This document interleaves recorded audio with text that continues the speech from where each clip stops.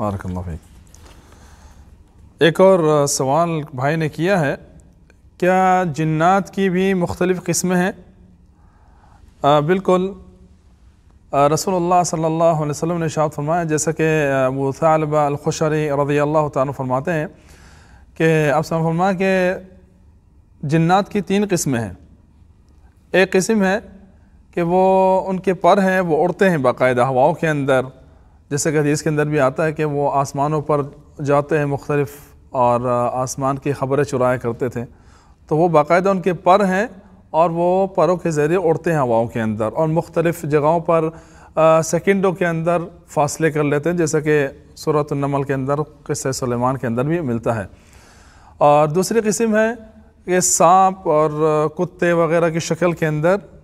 ان کو بنا دیا گیا ہے، تو اسی کے شکل کے اندر رہتے ہیں، تو غالباً وہ کالی شکل کے اندر ظاہر ہو جاتے کبھی کبھی۔ اور تیسری قسم ہے اسی طرح انسانوں کی طرح ہوتے ہیں، وہ اسی طرح کہیں آباد ہوتے ہیں، کہیں سے کوچ کرتے ہیں، کہیں آباد رہتے ہیں، مختلف جگہوں پر ان کا ڈیرا ڈلتا ہے، جنگلات کے اندر مختلف جگہوں پر وہ ان کا سلسلہ جاری رہتا ہے۔ تو اسی طرح وہ انسان کی شکل و صورت کے ہی ہوتے ہیں، ان کے پاس بھی اسی طرح ساری چیزیں موجود ہیں، ان کے پاس بھی بھیڑ بکریاں اور مختلف جانور وغیرہ اسی طرح ہیں، وہ ساری چیزیں ان کے پاس۔